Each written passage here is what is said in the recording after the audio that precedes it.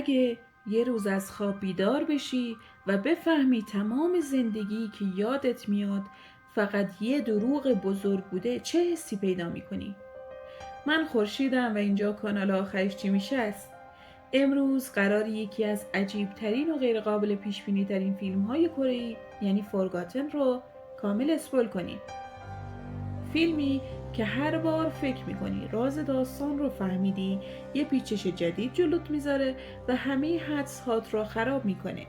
پس اگه هنوز فیلم رو ندیدی از همین الان بدون که قرار همه چیز لو بره. داستان درباره پسری به اسم جینسوکه که همراه پدر، مادر و برادر بزرگترش یوسوک به یه خونه جدید اسباب کشی میکند. جینسوک به خاطر یه حادثه قدیمی از اضطراب رنج میبره و تحت درمانه. اما تنها کسی که همیشه بهش تکیه میکنه برادرشه. از همون شب اول یه اتاق قفل شده داخل خونه ذهن جینسوک رو درگیر میکنه. هر شب از اون اتاق صداهای عجیبی میاد. صدای کشیده شدن وسایل و قدم زدن. وقتی دلیلش رو از خانواده میپرسه فقط بهش میگن وسایل صاحب قبلی هنوز داخل اون اتاقه و نباید درش رو باز کنه. چند روز بعد وقتی دو برادر با هم به خونه برمیگردن یه ماشین مشکوک جلوی یوسوک توقف میکنه. چند مرد از ماشین پیاده میشن و جلوی چشم جینسوک یوسوک رو به زور سوار ماشین میکنن و با خودشون میبرن. جینسوک هر کاری میکنه نمیتونه جلوی اونها رو بگیره. 19 روز میگذره. در حالی که همه امیدشون رو از دست دادن یوسوک ناگهان سالم به خونه برمیگرده، اما میگه هیچ خاطری از اون 19 روز نداره. در ظاهر همه خوشحال میشن ولی جینسوک کم کم احساس میکنه برادرش مثل قبل نیست. رفتارهاش تغییر کرده، شبها یواشکی از خونه بیرون میره و انگار چیزی رو از همه مخفی میکنه. بالاخره یه شب جینسوک تصمیم میگیره یواشکی دنبالش بره. بعد از چند دقیقه میبینه یوسوک با همون پلیس های ملاقات کرده که چند روز قبل برای تحقیق درباره ناپدید شدنش به خونهشون اومده بودن. اما عجیبتر از همه اینه که اون پلیس ها یوسوک رو رئیس صدا میکنن. جینسوک که حسابی شوکه شده شروع میکنه به تعقیب برادرش، اما یوسوک متوجه حضورش میشه و دو مأمور دنبالش میکنن. درست وقتی جینسوک فکر میکنه تونسته فرار کنه یکی از پشت سر بیهوشش میکنه. صبح پشت میز اتاق خودش از خواب بیدار میشه و با دیدن یوسوک وحشت تمام وجودش رو میگیره. از ترس داخل دستشویی قایم میشه و چند دقیقه همونجا میمونه. وقتی فکر میکنه خطر رفع شده آروم بیرون میاد، اما یوسوک همونجا منتظرشه. یوسوک سعی میکنه آرومش کنه و میگه همه چیزهایی که دیدی فقط یک کابوس بوده. تو فقط به خاطر اینکه قرص‌هات رو نخوردی واقعیت و خیال رو قاطی کردی. جینسوک حرفش رو باور نمیکنه و ماجرا رو برای مادرش تعریف میکنه. مادر هم در ظاهر حرفهای جینسوک رو تایید میکنه و طوری رفتار میکنه که انگار واقعا هیچ اتفاق عجیبی نیفتاده. اما همون شب وقتی همه فکر میکنن جینسوک خوابیده صدای صحبت مادر و یوسوک رو میشنوه. مادر با نگرانی میگه اون عوضی همه چیز رو فهمیده. همین یه جمله کافی بود تا جینسوک مطمئن بشه تمام مدت حق با خودش بوده و همه اعضای خانواده دارن بهش دروغ میگن. برای همین جینسوک با بدبختی فرار میکنه و خودش رو به کلانتری میرسونه. اما اونجا با دیدن تاریخ شوکه میشه. الان دیگه سال 1997 نیست بلکه سال 2017. بعد خودش رو توی آینه میبینه و متوجه میشه 20 سال پیرتر شده. این اتفاق ذهنش رو کاملا به هم میریزه، اما هنوز حقیقت رو نمیدونه.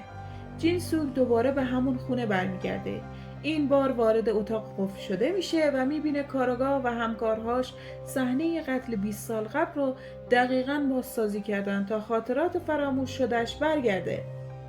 بعد مشخص میشه مردی که خودش رو یوسوک معرفی کرده در واقع یک کاراگاهه که سالها روی این پرونده کار کرده.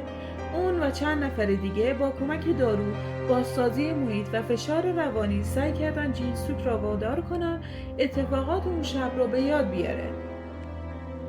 اما بزرگترین شوک فیلم اینجاست که جینسوک به خاطر ضربه شدید روحی خاطرات اون شب رو به یاد نمیاره.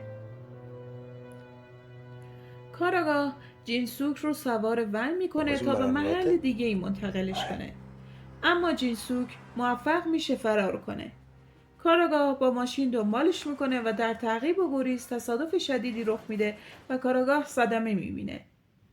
جینسوک فکر میکنه کاراگاه مرده، اما چند لحظه بعد خودش با ماشین برخورد میکنه و دچار یه تصادف میشه. در حالی که بین خواب و بیداریه تمام خاطرات گذشته به ذهنش برمیگرده. 20 سال قبل جینسوک پدر و مادرش رو در یه تصادف از دست داده بوده و برادرش هم به کما رفته بود. پزشک معالجه برادرش گفته بود اگه هزینه عمل سریع پرداخت نشه برادرش زنده نمیمونه. جینسوک هر کاری میکنه و به هر دری میزنه، اما نمیتونه پول عمل رو جور کنه تا اینکه از طرف فردی ناشناس پیشنهادی دریافت میکنه. در ازای مبلغ زیادی پول فقط باید یک زن رو به قتل برسونه و به بچه ها کاری نداشته باشه. جینسوک برای نجات برادرش قبول میکنه.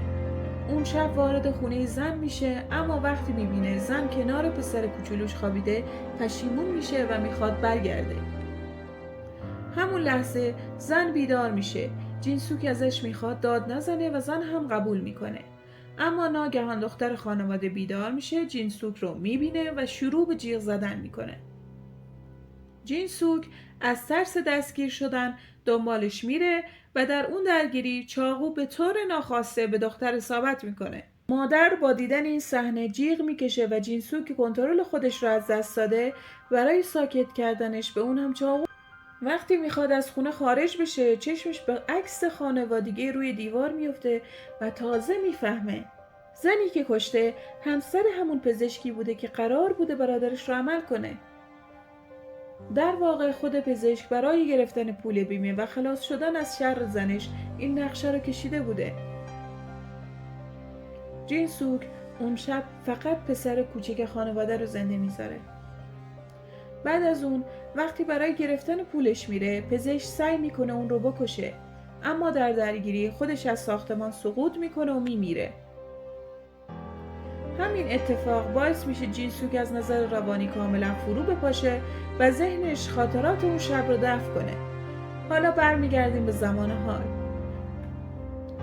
جینسوک روی تخت بیمارستان به هوش میاد و کاراگاه رو کنار خودش میبینه. کاراگاه ازش میخواد حقیقت رو اعتراف کنه. همون لحظه مشخص میشه کاراگاه همون پسریه که 20 سال قبل از اون اتفاق زنده مونده. بعد از مرگ خانوادش فامیل ها اموالش رو بالا کشیدن و خودش رو به پرورشگاه سپردن. وقتی حقیقت کامل روشن میشه و میفهمه پدر خودش باعث نابودی خانوادش شده دیگه تحمل ادامه زندگی رو نداره و خودش رو از پنجره بیمارستان پایین میندازه. از طرف دیگه جینسوک هم که زیر بار عذاب وجدان خرد شده سرنگ رو به خودش تزریق میکنه و به زندگی خودش پایان میده. این هم پایان فیلم فارگاتن، فیلمی که نشون میده گاهی تلخترین حقیقت از هر دروغ دردناکتره. آخرش هم جینسوک و هم پسری که تمام عمرش دنبال حقیقت بود قربانی تصمیم‌های آدم‌های دیگه شدن. یکی برای نجات برادرش وارد مسیری شد که زندگیش رو نابود کرد و اون یکی 20 سال با درد و انتقام زندگی کرد. اما وقتی حقیقت رو فهمید دیگه دلیلی برای ادامه دادن نداشت. شاید بزرگترین پیام فیلم این باشه که بعضی دروغ‌ها فقط حقیقت رو پنهان نمی‌کنن، بلکه میتونن زندگی چندین نفر رو برای همیشه نابود کنن. اگه از این اسپول خوشت اومد حتما ویدیو رو لایک کن. کانال آخرش چی میشه رو سابسکرایب کن و زنگوله رو هم بزن تا اسپول های بعدی فیلم ها رو از دست ندی. راستی تو جای جینسوک بودی بعد از فهمیدن حقیقت میتونستی با عذاب وجدانت کنار بیای یا نه؟ حتما نظرتو توی کامنت ها برام بنویس. ممنون که تا آخر همراه من بودی. تا اسپویل بعدی، خدا یار و نگهدارت.